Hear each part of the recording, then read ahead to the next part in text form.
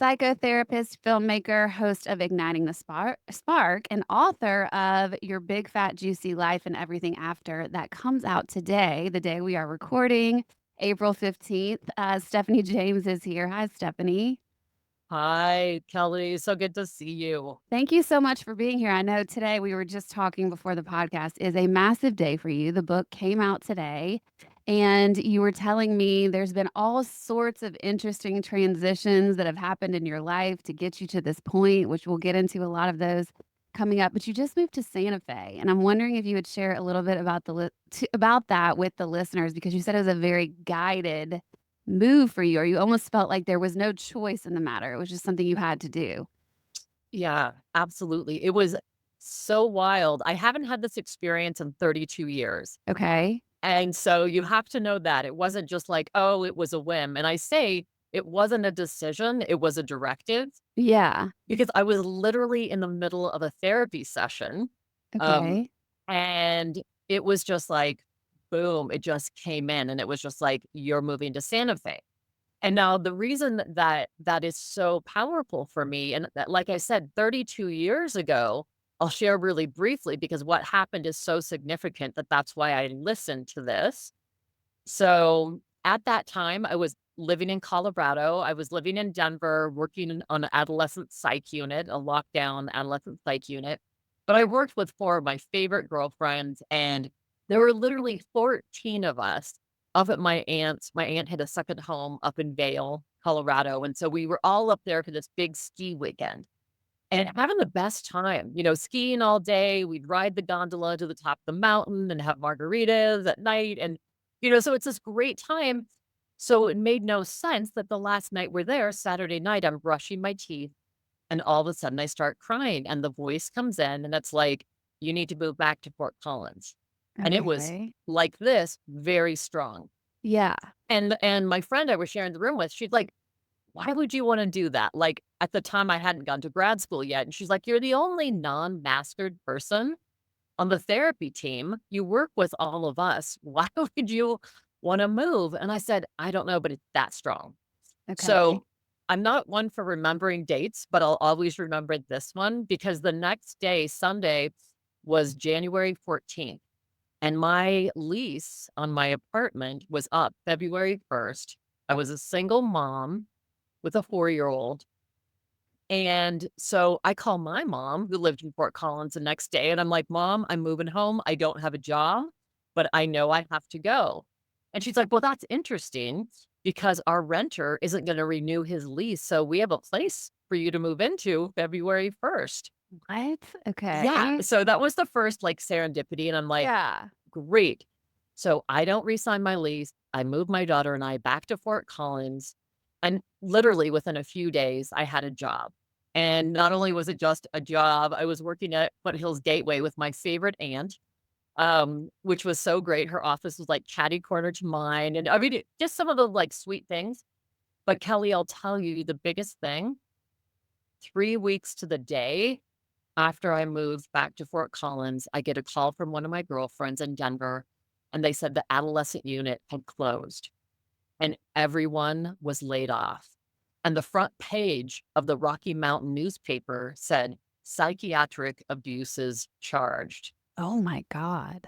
And so, unbeknownst to us, we had scouts that would go out around the nation finding kids to bring into treatment. And this was before managed care. So we would keep them until their insurance ran out. So 7 to 9 months. And these scouts were getting a $5,000 kickback per kid. Of course, Wow. all illegal.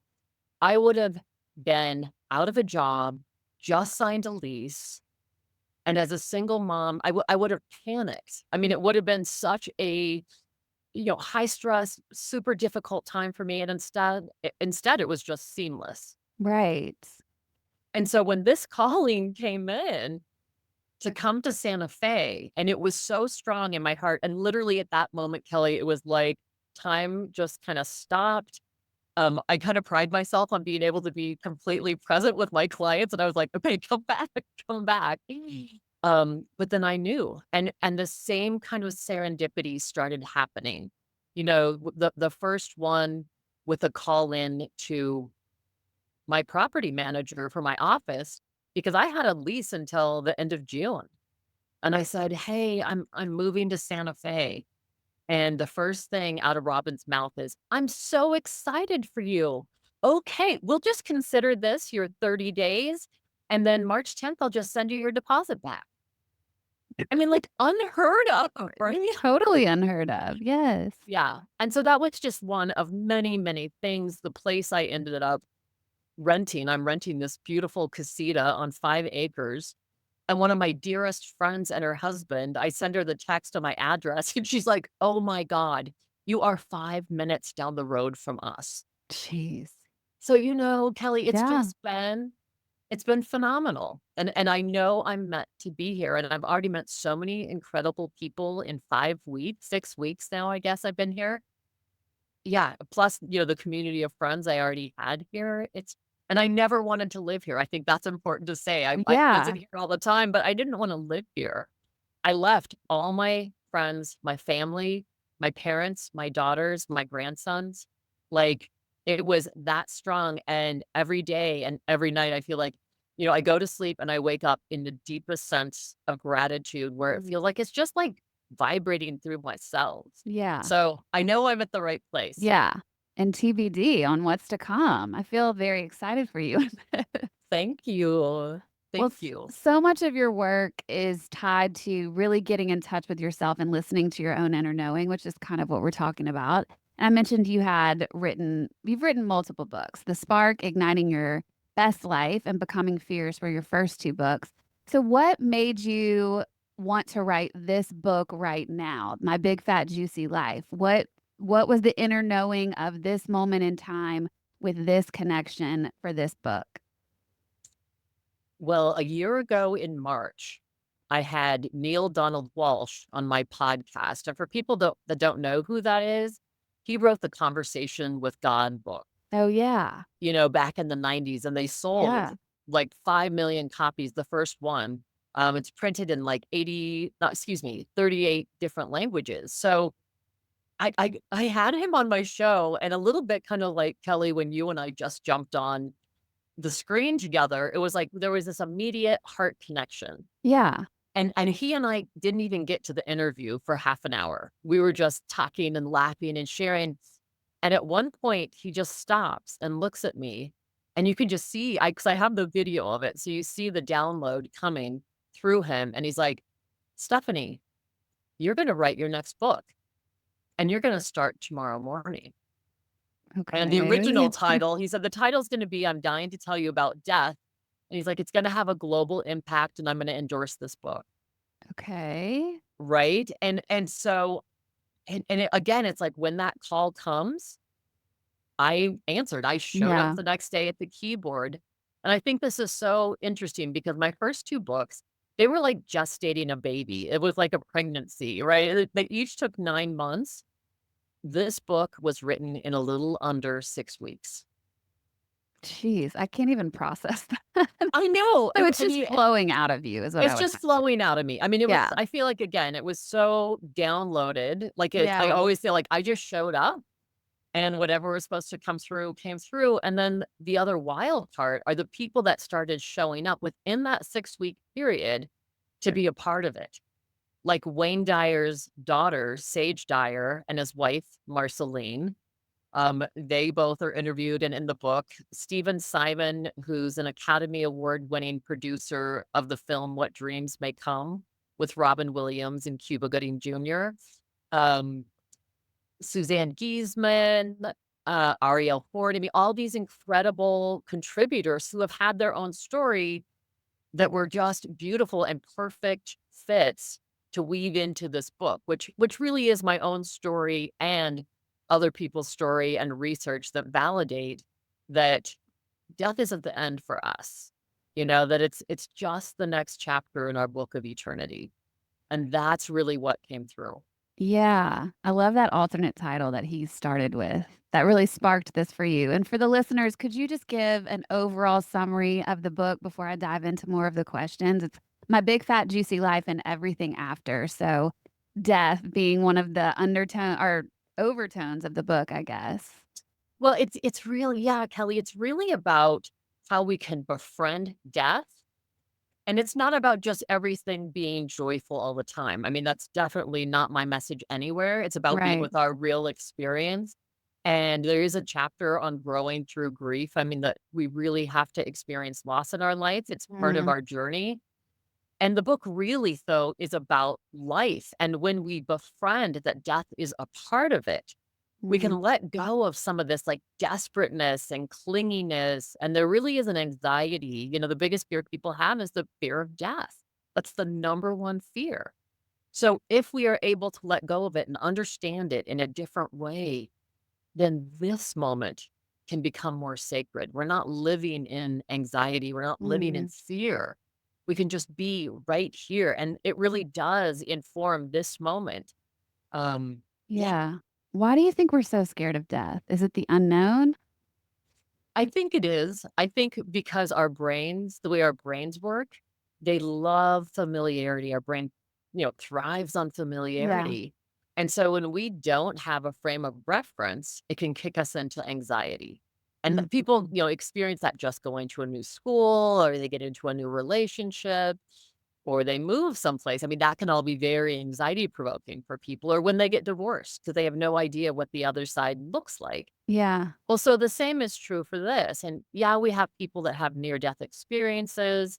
I think there's a lot of things in the book that really validate that death isn't the end.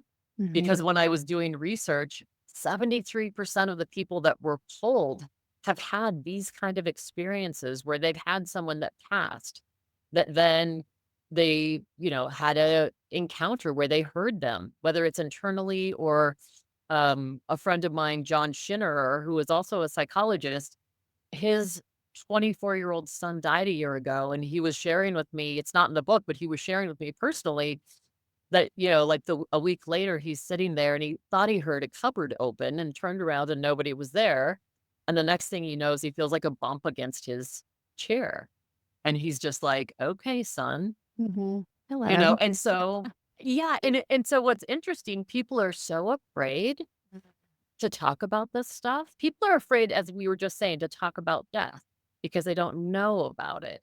And I think that's one of the things that's important about this is it opens it up. One of my good friends was telling me about these death dinners that they're doing. And I know that sounds so morbid. What it's Okay. about though is like literally getting dressed up, going for a gourmet meal, and the topic is death. Hmm. It's like exploring it, talking about it. Again, it's like befriending it instead of it being, "Oh my gosh," what we suppress continues, right? It's like you just Yes. think about, like what we resist persists.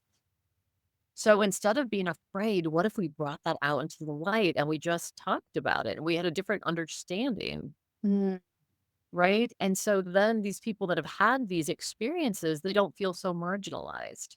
They right. don't they don't have that fear of like, "Oh my gosh, I can't talk about this or people think I'm crazy."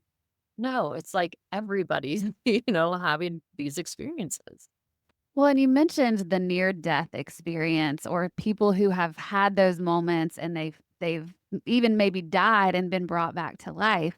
It is a consistent theme amongst those types of people that I've known in my life or just the stories that I've heard to where when that something like that happens, it completely changes the way they live their life or the way they view life, the purpose of their life, any of those things. So are you finding that the more we normalize the death conversation, the more we change the way we look at our current life setup or just life in general? 100%. I think that that's really the key. What Mhm, what we're gonna do is we dispel fear by speaking it, not by mhm. shoving it down and pretending like it doesn't exist or I have to be strong or I have to show up a certain way. And I think that was one of the important things about the grief chapter too. It's like embracing what's here. Yeah. Rumi has that great poem, The Guest House, and it really speaks to that. And Lord knows I'm not going to paraphrase the entire poem. I wish I had it memorized, but I don't. But one of the beautiful things about that poem is it says, this journey of being human is a guest house. Mm. So every day a new visitor arrives. Some meanness, a depression, sadness comes. He says, welcome them all at the door laughing and invite them in because each has been sent as a guide from beyond. I love that. In my life, grief and pain have been the biggest catalyst for change. So, do you think that grief can be the gateway for the most massive transformation in our lives? And it's one of those things that a lot of people, like you said, suppress and we don't want to feel, but instead of, we're almost like inhibiting ourselves from actually living by doing that, by not fully feeling it and processing it or going through it or allowing it to be the catalyst. Yeah. Yeah, I hear what you're saying. I do feel like if we allowed ourselves that level of grief, I speak about like in Ireland, they have this procession through the streets when someone died and people are wailing through the streets. It's a Mm. community expression.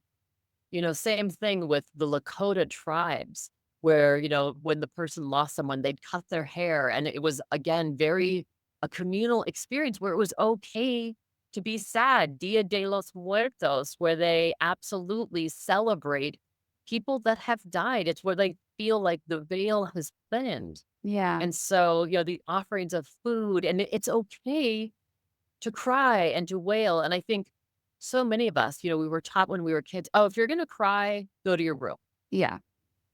and it's this very private, and so I think part of this transformation for us is not only learning to have these conversations, but learning to allow ourselves to be with our full experience, and so when you talk about the healing that comes from that, there's a part of me that says, "Oh, I wanna change the archaic narrative that we have to suffer in order to heal, Yes, that that we makes have to sense to me. suffer Yeah. in order to grow." Yeah. And you're right.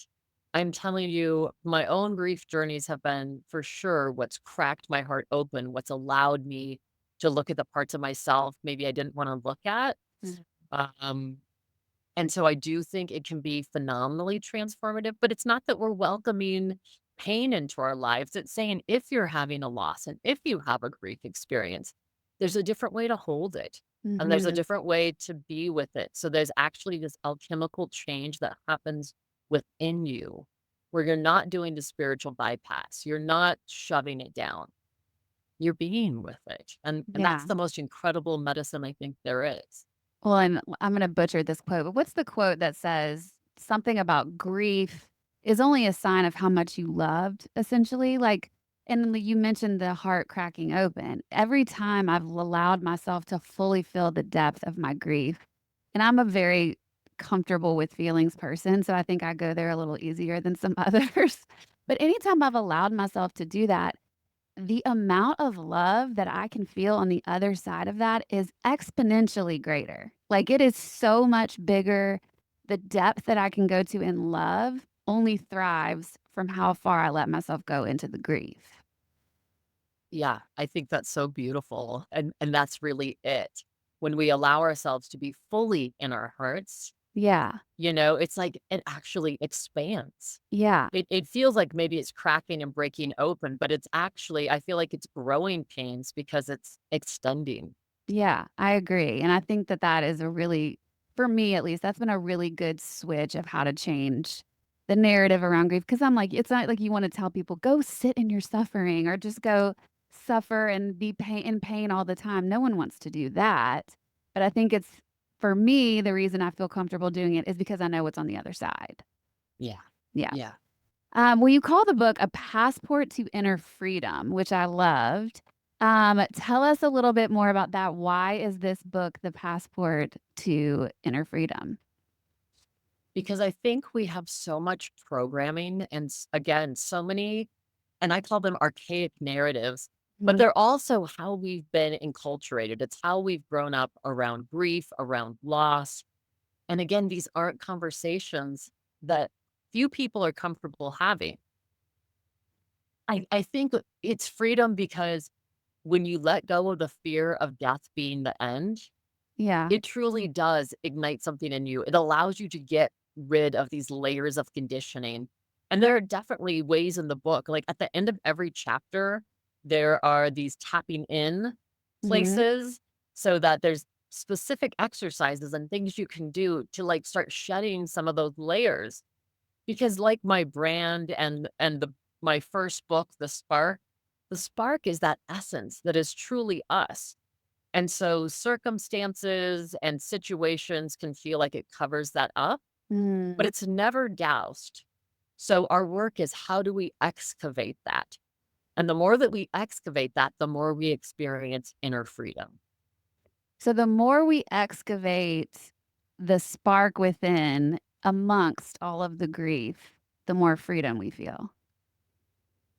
Wow. It's And just it's hitting me because of, the way our world is right now. I feel like there's a lot.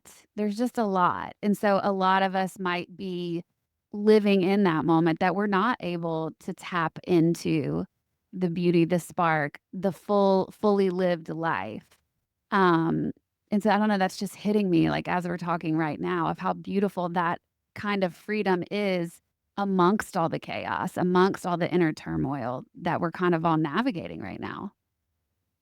it reminds me as you said that, what came up for me was Viktor Frankl, Mhm. who was a survivor of Auschwitz, who wrote Man's Search for Meaning. Yeah.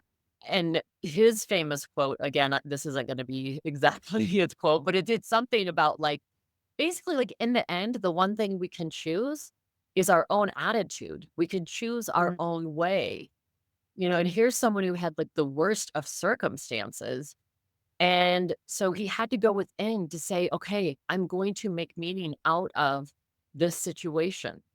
I wanna share what's happened here when I leave so that other people can be aware, so hopefully this kinda situation never happens again." Mm. So I feel like even with everything so crazy right now in our world and all the chaos that's going on in our nation right now, this is imperative where we can come back to these still points within us that we can Mhm. resource ourselves beyond the media, beyond what's on the news. And it's not about negating that or putting your head in the sand. It is, though, about when we touch that spark, there is something there that is bigger than everything going on, right? It's that eternal spark that goes on. And I speak about this in the beginning of the book, being this little girl who was very, very aware that, like, oh, like we're never really born and we never die. Like Mhm. that is us. And I think we're so in touch with it when we're little. It's just who we are. We are that essence. We are that spark until, as Don Miguel Ruiz says in the Four Agreements, we become domesticated. So before we become domesticated, we are that. And so much of this is really a return to that place within us. That's where our strength, our beauty, our resiliency lies. It's not outside. Right. Well, and I'm so glad you're talking about this because as you were saying that, I kept thinking of something that really frustrates me when I see this in culture. And I've not been able to really name it. I don't even think I've ever said this out loud. But when I hear people go, "You get this one life," I'm like, "No, you don't." Like, that is always my response in my head, and I don't know where I've gotten that knowing from either, but I've always known it. Like, it's not as simple as that, and I don't believe that, and now I can verbalize that more. I talk about a lot on this podcast what I believe our soul is here to do. But I think what's interesting is all of the focus in our world is about this world in this moment, what we do in a tangible day-to-day way. Like, what is our job? Whatever happens to us in work is basically like, "Oh, we're successful or we're not." And, all these, like, tangible, materialistic things, and those matter, of course. Like, I wanna live a great life. I know you wanna live a great life. But what is the deeper calling of our soul? And I think talking about death is such an interesting gateway into discovering that because we talk about soul purpose all the time, but we don't talk about the afterlife and then what's next and all of that stuff. So if you can get comfortable with that, then it's like maybe you would change the way you're living your life here. Does that make sense? I know I just Yeah, went all the way no, around it the really world, does. but No, and so what I'm hearing from you and what I get is like this whole thing of like, it's not just about defining ourselves by our careers or what we do yeah. or how much money is in our bank account. Like, Because there's that's not something. really who we are. No, no, Yeah. and what it reminds me of, I'll share this really quick story. It's in my film, When Sparks Ignite, Yeah. and I share this in that film, um, because it was such a powerful, poignant thing that really speaks to what you were just saying. And so again, this is, I keep dating myself, but this has probably been 25 years ago. And I went to a Sufi school in San Francisco for a week. Okay. And as I met the presenter, Dr. Jaffe, on the way in, he shook my hand, and it was one of those moments where I'm like, "Okay, he's holding my hand too long, and he's looking into my soul." Yeah. I was just Yeah, like, you felt it. I felt I was like, "Okay."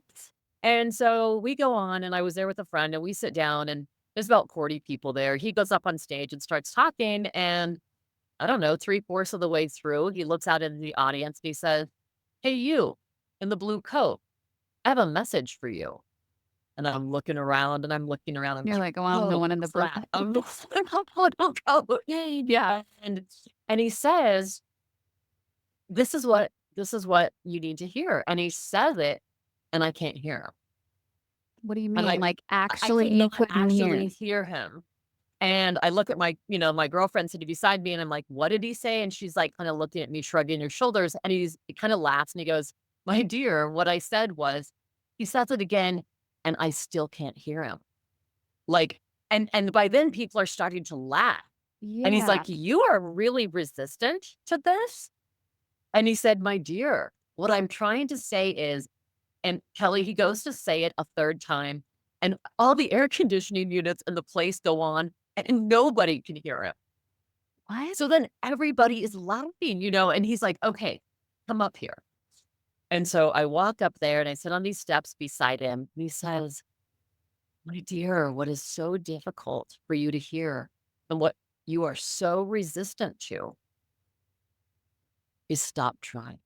Mm, Stop trying." And he said, "You've been trying to be perfect. You were trying to be perfect your whole life for your father, mhm, and now you're trying to do it for your husband. Stop mm. trying." And it was the biggest, just awakening within me of like, I had been trying to do everything externally, just as you were saying. If I could just Yeah. be successful enough, if I could just have the right job, have the right clothes, have the right body, have the right relationship, then I would be okay. I would feel lovable or happy inside, Mhm, but I never did. And it was like, oh, yeah, that's right. Because it's an inside job. mhm. Well, and I love kind of we were talking about this a little bit before the podcast that you do a lot of different things the way that I do a lot of different things. And your day job, I would say, is a psychotherapist. So it's interesting because in that part of your career, I would imagine there's a lot of deep diving into the why we do what we do, from a brain perspective or the nervous system, what's driving us. And you have a story of childhood where you thought everything was great in your life, and then up out of nowhere, your dad just leaves the family. So I would imagine that happening really structured a lot of your journey. And like you're saying, the trying, we repeat that in relationships. And so you've analyzed all of that. Then you get to this place where now this new part of your career is yes, okay, that's why I did it all, but what am I here like, what's the deeper stuff that I'm here to do from a soul place? And you don't have to try to do that stuff. That's the stuff that we don't even know why we know how to do it. We're just driven to do it. We're driven to move to Santa Fe for whatever reason. Like, our job is just to listen to the inner knowing. So what an interesting kind of dichotomy between the 2 careers you have even. Yeah. I mean, for sure. And I love that. I mean, to Yeah. me, kind of like you, like we were talking Yeah. about before, it's just we have so many parts to who we are. And so instead of just saying I have to have all that fit in one little box, Mm, it's like, no, there's so many different parts of what and how I guess I want to contribute. right. I mean, yeah, there's a through line. On Mhm. my film poster, it says your period healing period matters, period. Mhm. Because I truly believe that, each one of us are like these golden threads in the fabric of humanity. Like it does matter. How I we show agree. up and how we contribute matters. And so I think that's in all my work, but it's so fun to get to use all these different Yeah. acronyms. You right? To can't put it really out get into the to one world. without the other. Like, for me at least, I've needed to understand how my childhood impacted the decisions I was making as an adult to then be able to get in touch with who am I as a soul, not as like this external version of myself. Like I needed all the steps. They all matter, like you said. But it's just interesting to me. I don't know, just all the different pieces. I find that really fascinating. Let's talk about I was thinking about this with the title of the book. What does a big, fat, juicy life mean to you today? I love that, because I really believe living a big, fat, juicy life is living a full life. And Mhm. what that means is living a life with the least amount of fear possible. Yes, we're going to feel fear. Yes, we're hardwired for fear. It's not about negating that, but it's about having the full experience. I mean, part of the juice is actually when we go into pain. Yeah. It's not negating those parts of us. And again, I think though, when we embrace those parts, then the good stuff is even more rich. The joy feels at an even deeper anchored level because we're not just skimming the surface of our experience. And, I found it interesting. My dear friend George Caponelli, when he read the book, and he's one of the people that endorsed the book, he said, this is really a love story. This book really is a love story, and it's a love story about loving our lives and loving this experience. And also, I do think it's important. You brought up the thing with my father leaving. Yeah. And I think one of the things that is incredible is our relationship totally fell apart. I was forever in my life trying to earn that man's love and approval after he left when I was 16 and never felt like I could. Mm. And so 6 years before he passed, and it's almost 3 years since he's passed, 6 years before he did, I ended my relationship with he and my stepmother because it had been so painful throughout my life. And I talk about this in Becoming Fierce, how we can detach with love, where you Mhm. can acknowledge, like, thank you for all these gifts. And at the same time, yeah, I say my dad has been one of the greatest loves of my life and the greatest pain.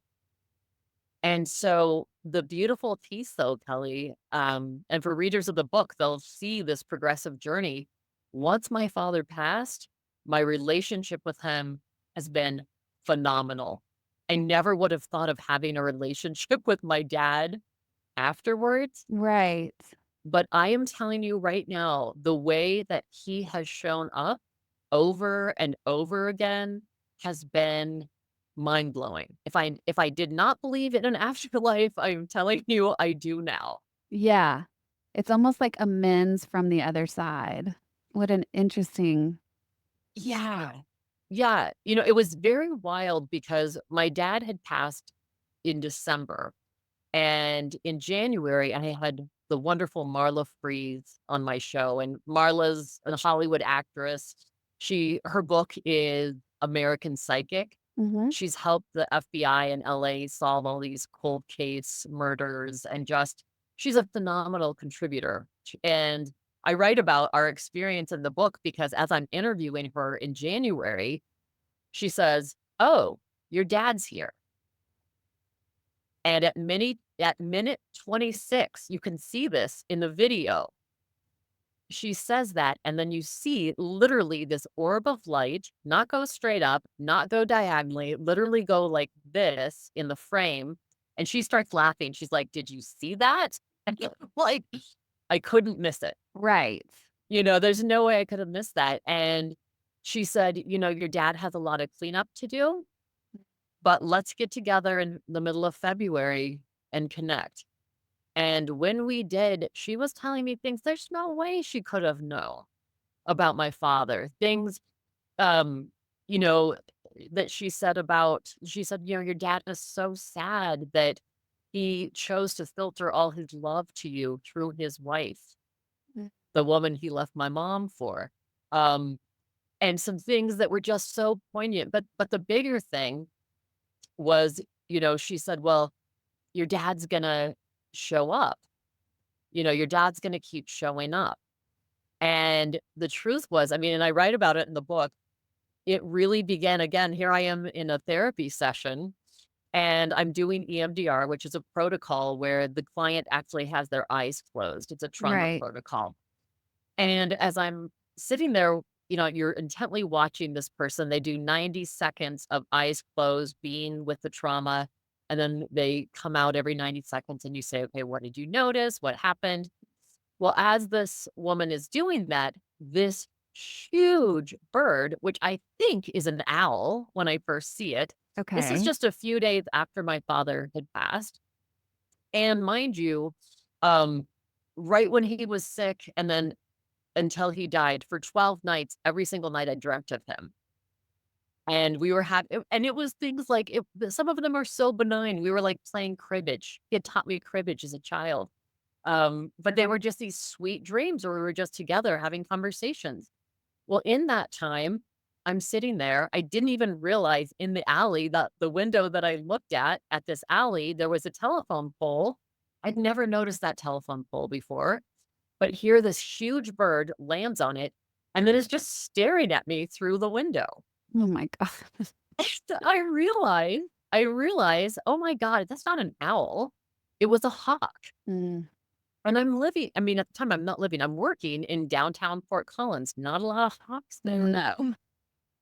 And I say to my client, excuse me for one moment because I'm using my phone as a timer. And I take a picture of the bird because I'm like, no one's going to believe this Yeah. because it was so big. And I actually did get a picture of it, which is so awesome. And then it was a few days later, I was looking for Christmas ornaments for my partner at the time. And I pull up an Etsy website, and the first ornament is this big hawk with the inscription, "I will always be with you." Oh my gosh.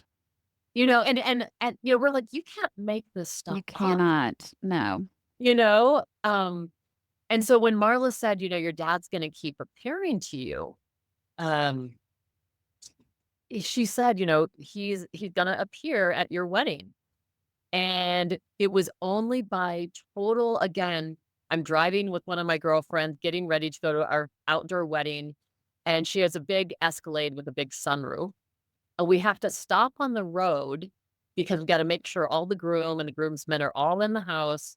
And so while we're sitting there, and she knew the story with the hawks, we look up and this hawk is circling the car.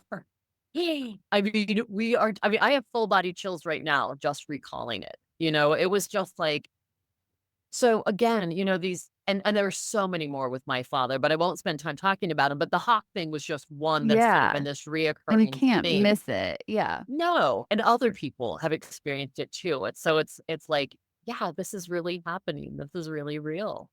What do you if you had to say one thing that you would hope readers would walk away from reading this book with, what would that be?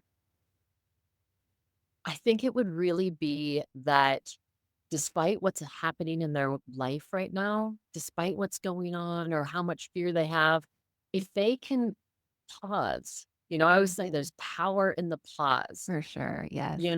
and put down our devices and put down the distraction and just breathe into their hearts. There's exercises in here where I'm guiding people through, like how you can just put your hands on your heart and get in touch with that spark that is within you. I think my hope is people walk away with the message that they are a part of the divine, that the divine is in them, as them, and comes through them. And that divine spark, quantum physics and just regular physics tells us that energy is never born. It never dies. It just changes shape. Yep. And so when we know that we are that eternal spark, I think we can shine more brightly in the world and really help to lift up one another. As we let go of fear, we move into love. The book is called My Big Fat Juicy Life and Everything After. It is out now. You guys can go get it, and I will put it in the description of this podcast. But we did mention there's some other books that you've written. And also, you have a podcast called Ignite the Spark, which is also the name of your other book, The Spark. So, will you tell us a little bit about what people could find on the podcast? Yeah, so it's igniting the spark. So igniting the spark, it's conversations with thought leaders, change makers, luminaries in the areas of psychology, science, spirituality, all to really help us truly to ignite Mhm, that spark within us. mhm. And so if people go to my website, which is stephaniejames.world, they can find the podcast, my books, a trailer for the film, and a link to the film that's playing on Humanities Strength Plus right now, and just events. And I love if they go there, there's a free, it's a chakra guided meditation that I do. Nice. And I had so many clients that would say, "Can you record that for me? I love that." Yeah. So I would guide them through it in session, and so I put that on the website as a free gift to everybody. Oh, amazing. I'll put the website as well in the description of this podcast. If people wanna keep up with you on social media, can you tell us where to find you? It's Stephanie the Spark on Instagram and Stephanie James, on Facebook. So I would love, I'm always one of those people. And in the book, there's a place where you can go to yourbigfatjuicylife.org and share your own story. Oh, that's And cool. those are always confidential, but I think it's so important that we start having the conversation. So Yes. we're opening this up and just saying, "Yeah, me too. I've Yeah. had that experience too." I always say to my listeners, the reason I even wanna do this podcast is for that connection. The me sharing part of my story and then hearing back from listeners the story of theirs that resonated because of what I shared or, what their experience was with that exact thing. That's the stuff that fuels my heart, and then so I'm hearing a lot of that with you too, but if you are listening and you feel inspired to do that, definitely go do it. It matters more than you know, is what I always tell people. I love that. Yeah. Yeah, I love the stories. I mean, that's my life, right? I sit in the interior of people's hearts all day long listening to story. Yeah. Yeah. I didn't even think And about I'm so honored, literally, it's the greatest part of this journey is that we mhm. get to show up for each other like that and witness each other's stories. Yeah. Stephanie, thank you so much for being here. I love this chat. I do too, Kelly. Thank you so much. What a joy to be with you. Thank you guys for listening.